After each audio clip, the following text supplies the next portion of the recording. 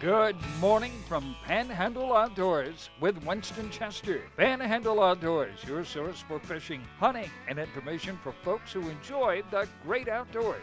Now sit back, relax. It's Panhandle Outdoors. Good morning, folks. Welcome to Panhandle Outdoors and Winston Chester. Glad you're here this Friday morning, getting ready for a great weekend. Got a famous Friday fishing forecast. We're going to be giving away some tarpon docks, seafood, all kind of things coming on today's show.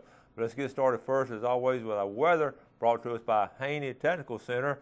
Going fishing tomorrow, hopefully, with Mike Eppenstall and John Rush and maybe one or two more. So we're going to try to find some of those sheephead in Spanish. We hope the weather's going to be good enough. But today's weather, it's going to be a high of 69 and a low of 49. That 20-degree difference there. And the big thing, the water temperature is going up one more degree. And I've said all along, we've had a late run this year. And we talked about yesterday how March was the coldest month of the year, colder than December, January, or February, and that's delayed things. And I've got a great graphic I'm going to show you in a little bit to show you where a little chute of warm waters come up and brought in a lot of cobia. The river reading now, let's take the low tonight will be 49, so it's going to be okay tonight. But the river reading on Bluntstown, 12.5. 12.5 at Bluntstown, Apalachicola, or is that Choctawhatchee first? That's Choctawhatchee first. That's 9.3. Choctawhatchee is on the rise. We've had a lot of rain this week, and it's going up pretty strong. And it will be looking at probably going to top out by 12 on Sunday. Okay. Now let's go to the big river. The Apalachicola is rising up today, and this afternoon it's going to start dropping probably sometime at the middle of the night. And actually tomorrow morning, if you fish in the big river tomorrow morning, I know some of y'all are going over there. It's at a 9.3, but it's going to be dropping on out. I'm sorry, it's at 12.5, but it's dropping on out probably down to closer to 10. Okay? Now, we're going to do our tide chart. We want to welcome our new sponsor on our tide chart, Kent Forest Lawn Funeral Home. Okay? They have great services there. I've been in a bunch of them. Those are caring people there, and they're just so professional. Greg Brudnick and his staff, I've known them a long time. Greg is he's a good citizen and he's a good man. We're willing to help sponsor this show, and we appreciate it. And all of these, we're going to try a new look on it. This is going to be for the monthly chart. But you see our high today, first of all, the low tide will be 332, and it's going to be coming in a good strong tide. The low tide is at 332. It's coming on in to about 644 tonight. So you got a great incoming tide. It's going to turn around and change, and it's going to be fairly strong today, and then we'll work more on the tide chart and give you more details on it later. But that's our new look, and welcome Kent Forest Lawn Funeral Home. Glad to have you aboard. All right. Just got off the phone with Sea Quarters Marina down in Carabel. Folks, they are tearing up the grouper. Now when they can get out, it was a little bit stormy yesterday, but early part of the week, even with that cold snap last week, they started getting some. I thought the cold snap would keep the grouper away, but Monday morning they started catching them. I just talked to Kim down there. She said a lot of good grouper catches, and also inshore the redfish and the speckled trout have turned it on this week. So good fishing down in Carabel. If you get a chance, run by and see Sea Quarters Marina. Okay, let's take our first break, and we'll be right back.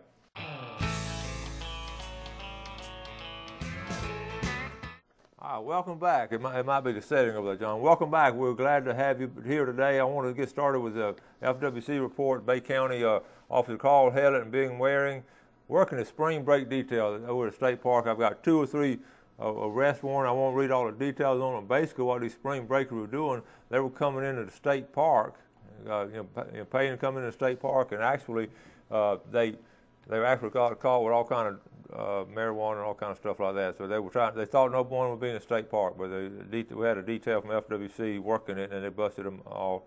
And also a guy was turkey hunting right at Pine Log State Forest. He was turkey hunting there, but he left the state forest and went into some private property and went turkey hunting over there. So the landowner called FWC and had him written a ticket for trespassing. So you got to stay on your own property when you're hunting. Okay. So there were several FWC arrests and all this past week. I just want to share a couple of those with you. You always got to be vigilant as citizens. We have to always check it out. Now, I want to show you we've talked about the currents and all. I'm going to go back and show you. This is a current right here. Right here. Now, you can't tell a whole lot from it, but I'm going to zoom in.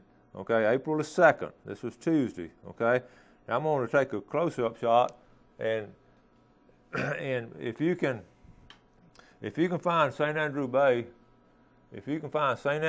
which is on the lower right hand, okay, and then the next bay, okay, then next over is Choctawhatchee Bay, and then Pensacola and Escambia Bay, but right in between, and it may not show up really good on the screen, I have it here, but there's a chute, you can see it's just a channel, a plume of warm water that has come through there, and that area right there is Navarre, and it is, I'm going to go back out to the other one, you might can see it better, but okay, it's not showing them good, but there's some yellow streaks that go straight on there to Navarre, folks. Wednesday, they called 11 cobia off the Navarre Pier, and I'm not a marine biologist, but I know that warm water, they just went straight on through there and stayed with that warm water.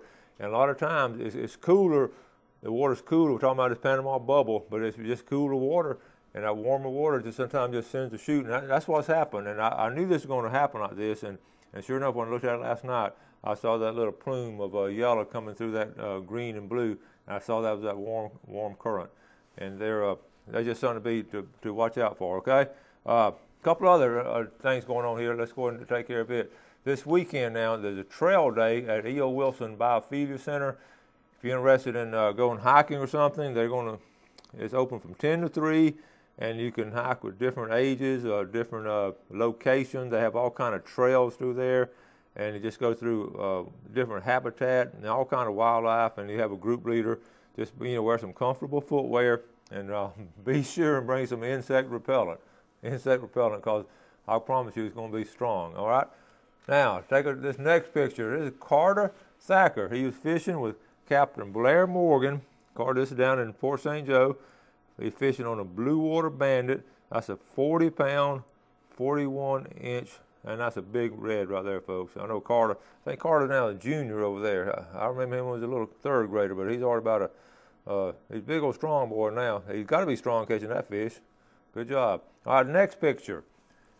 Now here's a proud granddad, Ricky Barnes. This is Nathan Walsingham catching his big brim off Deer Point Lake. He's fishing with his dad and mom and his little brother Jackson. His granddad is Ricky Barnes.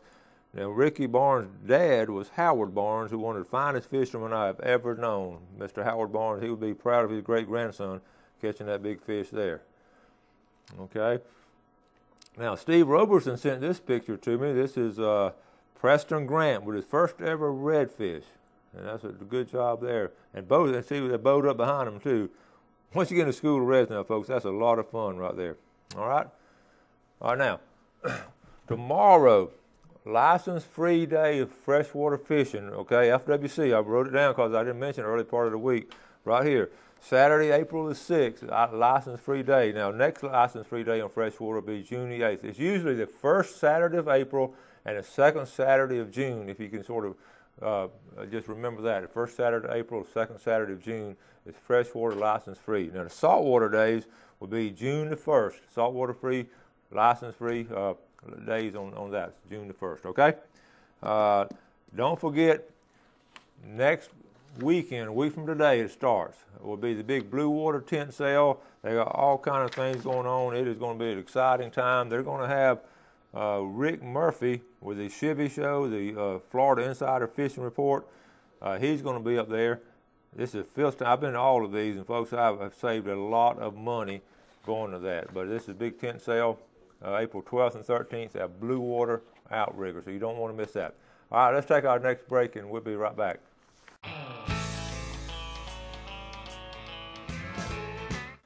All right, welcome back. Now, don't forget this weekend, the Mexico Beach Ling Ding Festival will be kicking off, and it'll be running all month long. And I'll try to have Mitch Coben and some of those guys over one morning and talk about it, but that's a big deal now. That's a lot of fun. They've added a couple of fish to the categories, and I'll give you more details, but you want to get entered. Tomorrow looks like a good day of fishing, and it's going to be, like I say, a month long, and they're going to have some good fish. They'll have different fish, 3 different categories, I believe. Okay. Now, also, I want to make sure the boat race. I mentioned that the other day. Next weekend at Carl Gray Park, there's the first annual cardboard boat race. They have a youth race starting at 2 o'clock, and then the adult race at 3. The youth race will be ages 12 through 18, and then I think over 18 will be an adult. And this is all a fundraiser for the American Cancer Society. Okay, keep in mind too, we having the Tarpon Rock Seafood Draw may come in a minute, but I've been looking, we talked about this for a while, the St. Vincent Island, the big hunt they have on there each year. I've been trying to find when the drawing is going to be, when you can enter, and everything, I'm going to go on the website, I still get a 2012 hunt, so they have not posted yet on the 2013 hunts on St. Vincent Island, but I know some of y'all are interested in going. It'd be three primitive hunts, you know, with a bow and arrow or with a muzzleloader, and also you can camp out there.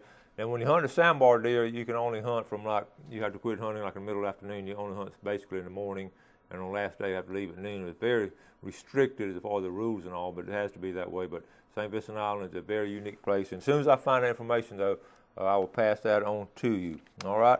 Now, Tarpon Rock Seafood. Let's see, Tarpon Rock Seafood has been really good. And make sure you go down there. They've really been bringing in some nice fish. I've known a couple of captains in there. They've had some nice catches of snapper and grouper. So, all right, now let's go. Let's give away the $20. First draw will be a $20 gift certificate. Okay, $20 gift certificate, and the winner will be Lucretia Turner. Okay, let me write that down. We're already in April, and that's the $20. Okay, now the winner of the big red snapper. Now you don't want to get one too big. You want that medium size one, about 18 inches. All right, and that winner is going to be from Weewaw-Hitchcock, Robert Scarabin. Robert Scarabin from Weewaw-Hitchcock. All right, congratulations to you two folks, and make sure you can enter anytime of the year. We're going to have prizes. Like I said, I'm going to Blue Water Outriggers next week, and we're going to buy some stuff down there to give away to you. And all throughout the spring and summer, and especially in the fall, we'll be giving stuff away. And almost every week, we didn't get a chance to do it last week, but almost every week we'll be giving stuff away from Tarpon Rock Seafood. This is all customer viewer appreciation that we do that. Okay. Let's see. I think that's got everything covered. I want to spend a lot of time today on a fishing report because so much has happened. You know, the big thing we talked about, the cool weather has slowed things down, but it's about to bust loose. Not just in salt water, but also in fresh water. All right. So let's take this break, and we'll be right back.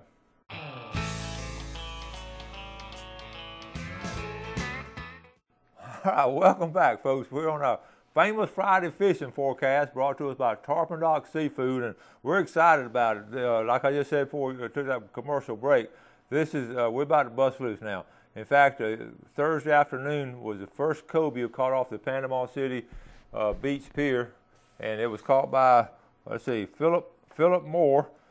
He caught it about a 15-pounder small one, but he caught it in really shallow water. John Rush was out there, and we got to witness it, and it was really exciting. And I was telling John, you know, most people, we cruise deeper water looking for those cobia, but listen, I've seen cobia before in knee-deep water.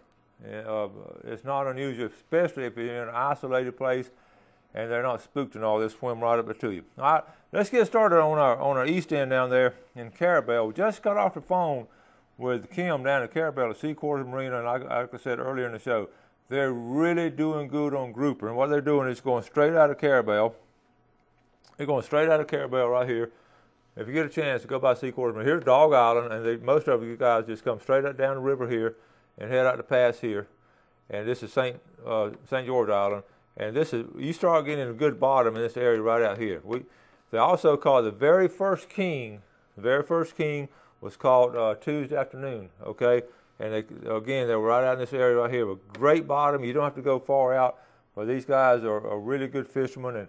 But now the redfish, and also back behind Dog Island, there's a deep hole right here and a deep hole back. There are a couple of deep holes here. You got a point you can always gauge from. There's some houses here, some docks.